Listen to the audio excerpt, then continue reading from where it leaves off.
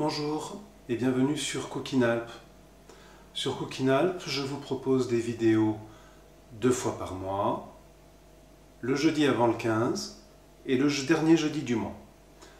Je mets les vidéos à disposition vers 18 h.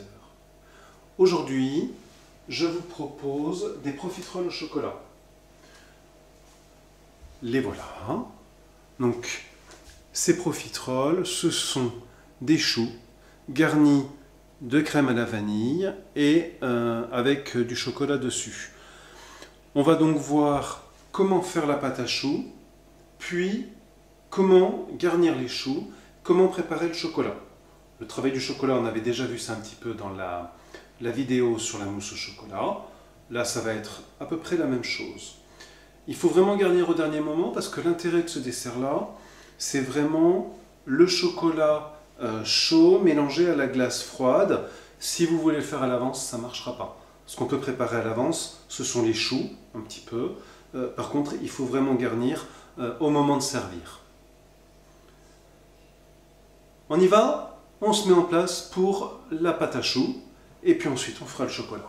A tout de suite. Pâte à choux, nous allons avoir besoin de 80 g de beurre. Dans la recette, je dis 100 g, il y a 20 g qui iront pour le chocolat. Nous avons besoin de 150 g de farine. À peser avant le début, il faut l'avoir prête au moment où on en aura besoin. On n'aura pas le temps de la peser. On a besoin de 4 œufs. Au maximum 4 œufs, on les utilisera peut-être pas tous. On a besoin de sel, de sucre et d'un quart de litre ou de 250 g d'eau, 250 ml. Au niveau matériel, on aura besoin d'une poche à douille et d'une douille simple un peu grosse pour former les choux. Si vous n'en avez pas, une poche collagélation dont vous coupez le coin peut faire l'affaire. Au pire, vous pouvez former les choux avec à la cuillère. Première étape, avant même de commencer, on met le four à préchauffer à 220 degrés et on met l'eau dans la casserole à chauffer avec le beurre. Et on va porter ça à ébullition.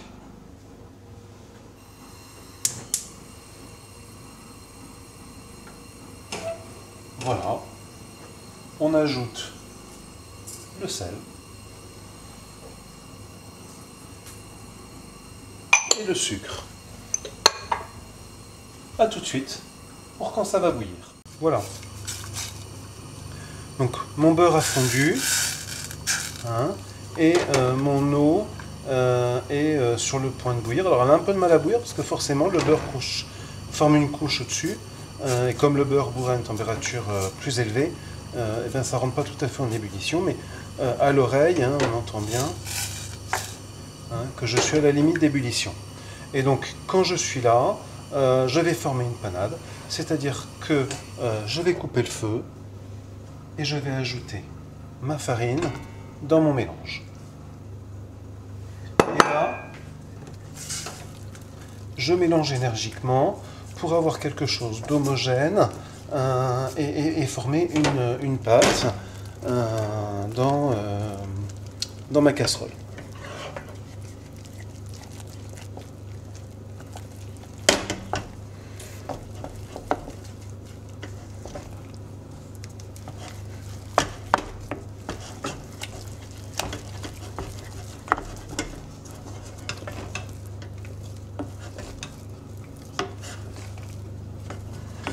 Voilà. Donc là, on voit que c'est homogène. Alors, la question, c'est qu'est-ce que j'en fais et à quel moment je m'arrête.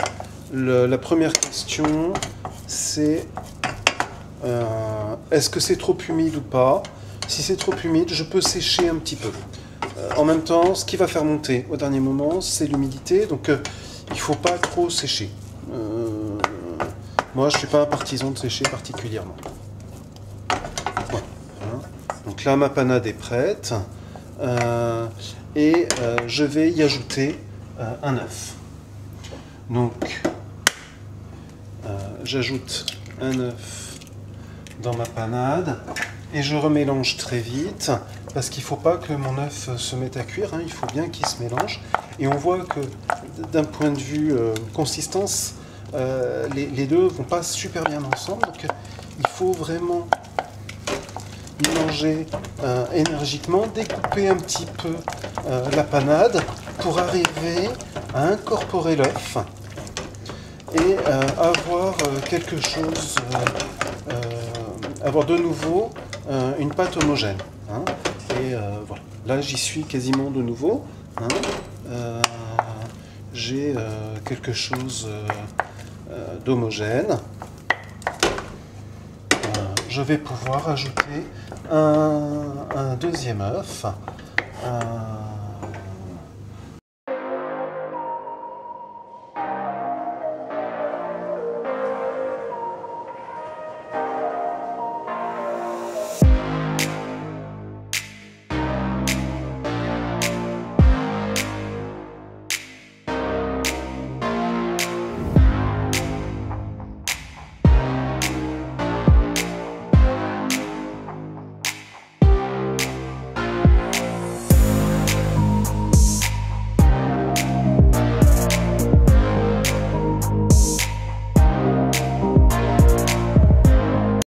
Déjà, j'ai quelque chose d'assez liquide, presque même un peu trop là.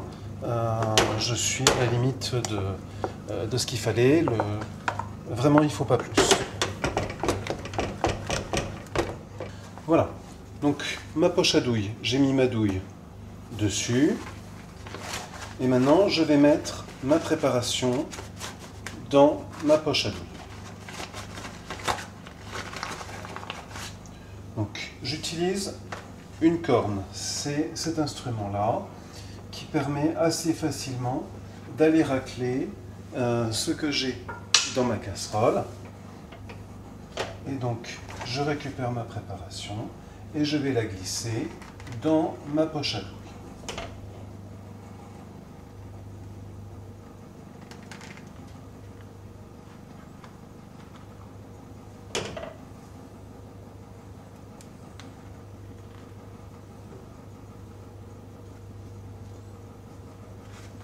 Voilà. Je referme ma poche à douille. Et je suis prêt à y aller.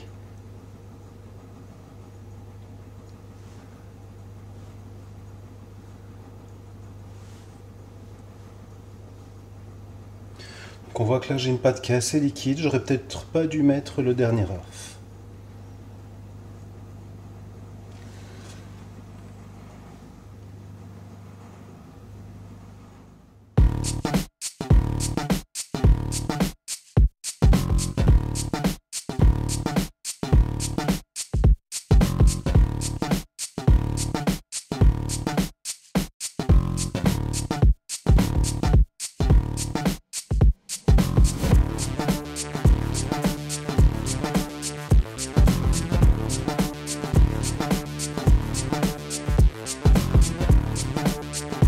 Donc pour la partie profiterole, on va partir des choux qu'on a fait dans la partie précédente.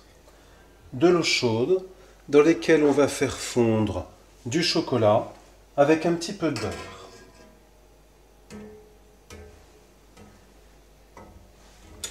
Et il va nous falloir de la glace à la vanille et une cuillère pour la glace. J'ai besoin d'un couteau pour découper mes choux et pour les ouvrir.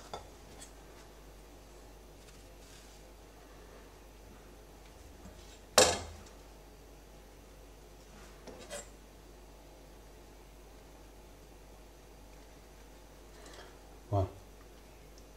Donc là, je ne vais pas faire tous les choux que j'ai fait avec les quantités que j'avais données. Il y a de quoi faire environ une vingtaine de choux. Pour faire la vingtaine de choux, il faut 120 g de chocolat à peu près et 20 g de beurre. Voilà. Donc, voilà. Et donc j'ai ouvert mes profiteroles. Je vais les remplir avec de la glace à la vanille.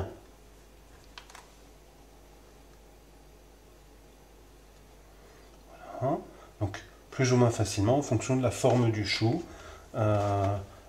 Ceux-ci vont être un petit peu plus durs à fourrer, mais on va pouvoir le faire au final.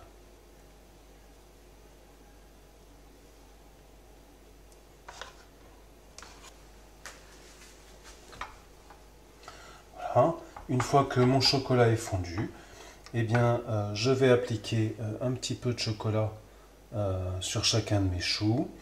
Alors en fonction de la consistance du chocolat, on va pouvoir le faire couler ou on va l'appliquer comme ça et obtenir des profiteroles plus ou moins chocolatés. Là j'en mets pas mal, j'ai pas beaucoup de... Je fais que 3 profiteroles. Si vous voulez faire les 20, il faudra en mettre un petit peu moins sur chacune.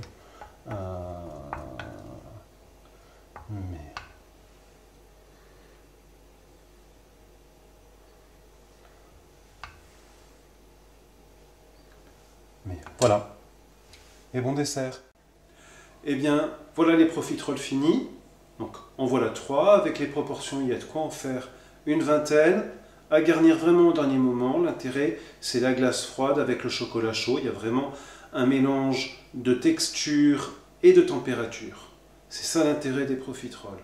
Je vous invite à vous abonner, à sonner la cloche pour être averti dès que je sors une vidéo, c'est-à-dire 2 jeudis par mois. A bientôt pour une prochaine vidéo sur Cooking Alp et bon appétit!